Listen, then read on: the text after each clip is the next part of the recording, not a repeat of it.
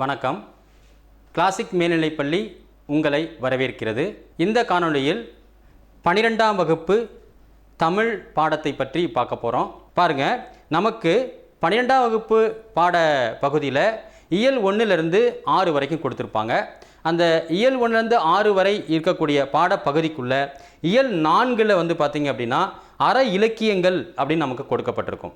அந்த அற இலக்கியங்கள் அப்படி என்னன்னு பார்த்தீங்க அப்படின்னா இந்த 4 இயல்லையே திருக்குறள் பகுதி இடம்பெற்றிருக்கும். அந்த திருக்குறள் அப்படிங்கிறது தான் நீதி நூல்கள் அப்படின்னு சொல்கிறோம்.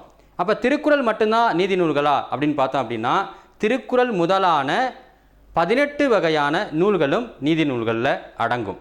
அந்த நீதி நூல்கள் நமக்கு என்ன சொல்லப்பட்டிருக்கு அப்படின்னா அறத்தை வலியுறுத்தும். அறம் என்றால் நீதி அப்படிங்கிறது நம்ம ஏற்கனவே நம்ம படிச்சிருப்போம். சரி, இப்போ இந்த திருக்குறள் மட்டும்தான் நீதியை சொல்லுமா அப்படின்னா இல்லைங்க. நமக்கு பழமொழிகள் அப்படிங்கிற ஒரு நிலை இருக்குது. அந்த வகையில் வந்து பார்த்திங்க அப்படின்னா பழமொழிகளை வாழ்க்கை நிகழ்வோடு பொருத்தி எழுதுக அப்படிங்கிறது நமக்கு கொடுக்கப்பட்டிருப்பாங்க. பார்த்தீங்களா, இதில் வந்து பார்த்திங்க அப்படின்னா ஒரு 8 பழமொழிகள் கொடுத்துருக்காங்க. இந்த 8 பழமொழிகளும் தொடர்ந்து ஒவ்வொரு அரசு வினாத்தாள்லையும் அது இடம்பெற்றிருக்கும். இப்போ போன வருஷம் பார்த்திங்க அப்படின்னா 2025 மார்ச் நமக்கு கொடுக்கப்பட்டிருந்தாங்க. சரிங்களா, பாருங்கள், அந்த வகையில் நம்ம பாருங்கள், இங்கே பார்க்குறோம் பாருங்கள். இது போன வருஷம் கேட்கப்பட்ட வினா. திணை விதைத்தவன் திணை அறுப்பான், வினை விதைத்தவன் வினை அறுப்பான், அல்லது எறும்பு ஊற கல்லும் தேயும் அப்படின்னு கொடுத்துருக்காங்க. அடுத்து பாருங்கள், 2வது, இந்த வருஷம் முதல் திருப்புதல் தேர்வு 2026ல் குற்றம் பார்க்கில் சுற்றம் இல்லை, அகத்தின் அழகு முகத்தில் தெரியும் அப்படின்னு கொடுத்துருக்காங்க. அடுத்து பார்த்தீங்க அப்படின்னா 2ஆம் திருப்புதல் தேர்வில் இங்கே இருக்கும் ஊழி பெயரினும் தாம் பெயரார், கூடி வாழ்ந்தால் கோடி நன்மை அப்படிங்கிறத கொடுத்துருக்காங்க. இப்போ நமக்கு தொடர்ந்து இப்படி இந்த பழமொழிகள் அப்படிங்கிற பகுதியை தொடர்ந்து கேட்கறதுனால நமக்கு பாடப்பகுதியில் 8 தான் இருக்குது. அப்படிங்கிறதுனால இந்த 8ஐயும் நம்ம பயிற்சி எடுத்துட்டோம் அப்படின்னா தேர்வில் 4 மதிப்பெண்களை எளிதாக பெற்று நம்முடைய மொத்த மதிப்பெண்ணிலிருந்து நம்ம அதிகப்படுத்திக்கலாம். அந்த வகையில் இந்த பழமொழியை நம்ம எப்படி நம்ம எழுத போகிறோம் அப்படிங்கிறத நம்ம பார்க்க போகிறோம். இப்போ பழமொழி அப்படின்னாவே நமக்கு நீதியை சொல்லும் அப்படின்னு சொல்கிறோம். அப்போ அந்த வகையில் பழமொழி வந்து பார்த்திங்கன்னா அறம் வலியுறுத்தும். அறம் என்றால் நீதி அப்படின்னு சொன்னோம். ஒரு செயலை செய்கிறோம் அப்படின்னா அதில் நல்ல செயல் செய்ய வேண்டும் அப்படின்னு சொல்லுவாங்க. அப்போ நீதி எதை வலியுறுத்தும் அப்படின்னா இவ்வாறு செய்ய வேண்டும் என்று விதித்தும் இவ்வாறு செய்யக்கூடாது என்று விளக்கியும் சொல்வது தான் நீதி நூல்களுடைய நோக்கம் அப்படின்னு பார்க்குறோம். சரி, இந்த பழமொழிக்கான ஒரு படம் நம்ம வந்து கொடுத்துருக்குறோம். பாருங்கள், திணை விதைத்தவன் திணை அறுப்பான், வினை விதைத்தவன் வினை அறுப்பான் அப்படின்னு கொடுத்துருக்கோம். இங்கே திணை விதைக்கப்படுகிறது, அங்கு அறுவடை செய்யப்படுகிறது. ஒரு நல்ல விதையை விதைத்தால் அதிலிருந்து கிடைக்கக்கூடிய நல்ல காய்களை நாம் அறுவடை செய்ய முடியும் என்பதை இந்த படம் மூலம் நம்ம தெரிஞ்சுக்கிறோம். இதைத்தான் இந்த பழமொழி நமக்கு விளக்கி சொல்லுது. இப்போ இம்மாதிரியான ஒரு வினா நமக்கு கேட்கப்படுகிறது அப்படிங்கிற போது அதை எப்படி நாம் எழுதி திட்டமிட்டு எழுதி 4 மதிப்பெண்களை பெறுவது அப்படின்னு நம்ம வந்து பார்க்கணும். அந்த வரிசையில் பாருங்கள், குறிப்பு சட்டகம் 4 மதிப்பெண்கள்னால இதை நம்ம வந்து குறிப்பு சட்டகமாக போட்டுக்கிறோம். சரிங்களா, அந்த வகையில் பழமொழி விளக்கம், வாழ்க்கை நிகழ்வு, நீதி. இப்போ இந்த பகுதியில் பழமொழி அப்படியே நம்ம வந்து எடுத்து எழுதுகிறோம். திணை விதைத்தவன் திணை அறுப்பான், வினை விதைத்தவன் வினை அறுப்பான் அப்படின்னு எழுதிக்கிறோம்.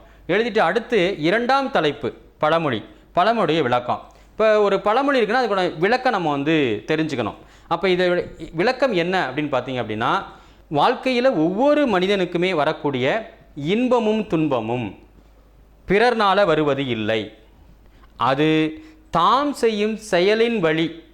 நன்மை செய்தால் நன்மையும் தீமை செய்தால் தீமையும் நமக்கு திரும்பவும் விளைவது என்பதை விளக்குவதே இந்த பழமொழி அப்படின்னு சொல்லி நாம் இந்த பழமொழி விளக்கத்தை நாம் கொடுக்குறோம்.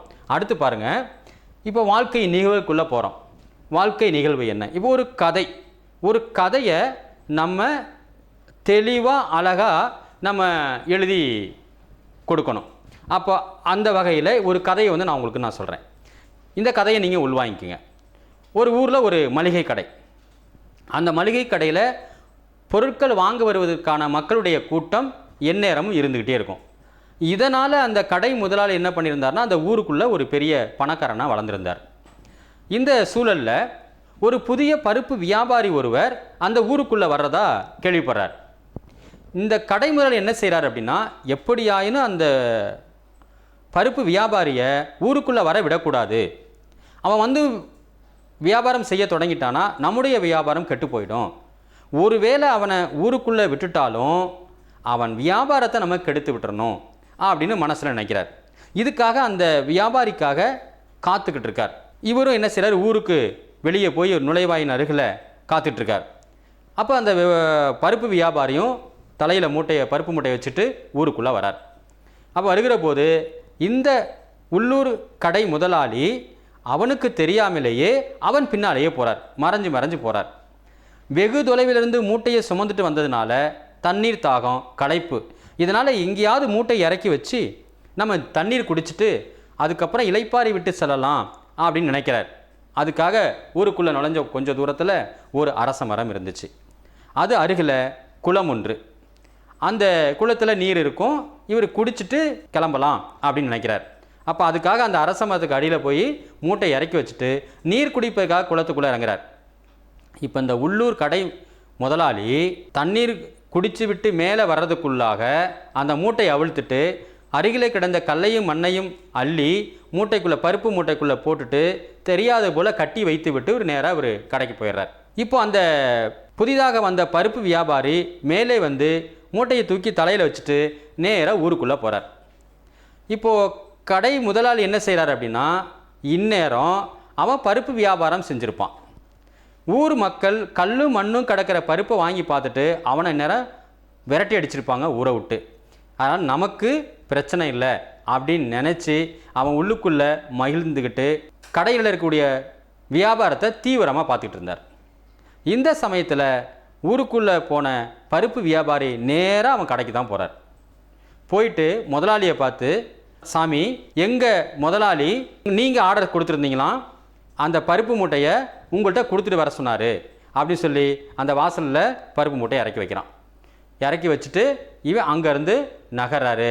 இப்போ உள்ளூர் கடை முதலாளி என்ன நினைக்கிறாருன்னா, ஆகா, இது நமக்கு வேண்டியது தான். நாம் பிறருடைய வியாபாரத்தை கெடுக்குன்னு நினச்சோம், இப்போ நம்முடைய வியாபாரமே கெட்டு போகிறதுக்கு நாமளே காரணமாயிட்டோம் அப்படின்னு நினச்சி உள்ளுக்குள்ளே வருந்தினார். இதுதாங்க இந்த கதையினுடைய நிகழ்வு. புரியுதுங்களா? இப்போ இதில் நம்ம என்ன தெரிஞ்சுக்கிறோம் அப்படின்னு பார்த்தீங்க அப்படின்னா, பாருங்கள், நீதியை வந்து நம்ம தெரிஞ்சுக்கிறோம். என்ன தெரிஞ்சுக்கிறோம்? நாம் வாழ்கிறதுக்காக பிறரை கெடுக்கக்கூடாது அப்படின்னு நினைக்கிறோம். அடுத்து பார்த்தீங்கன்னா, எவ்வளி நல்லவர் ஆடவர் அவ்வளி வாலிய நிலை அப்படின்னு புறநானூறு பாடல் சொல்லுதுங்க. நாம் என்ன வழியில் நடக்கிறோமோ அந்த வழியில் தான் இந்த உலகமே நடக்கும் அப்படிங்கிறதுன்னு அந்த புறநானூறு பாடல் சொல்லுது. அதுபோல் நமக்கு நீதி என்ன தெரிஞ்சுக்கிறோன்னா, கடைசியை பாருங்கள், ஒரு படம் கொடுத்துருக்குறேன். வெள்ளத்தில் மூழ்கி இருக்கக்கூடிய நெற்பயிரை காப்பாற்றுவதற்காக ஒரு ஆடவர் நீருக்குள்ளே இறங்கி அந்த மண்டி கிடக்கக்கூடிய அமனுக்கு செடிகள் எல்லாம் அகற்றுகிறார். இதுதாங்க ஒரு நல்ல செயல். இவ்வாறு இந்த கதை நிகழ்வுகளை தெளிவாக எழுதி அதிக மதிப்பெண்கள் பெற கிளாசிக் மேல்நிலைப் பள்ளி வாழ்த்துகிறது. நன்றி.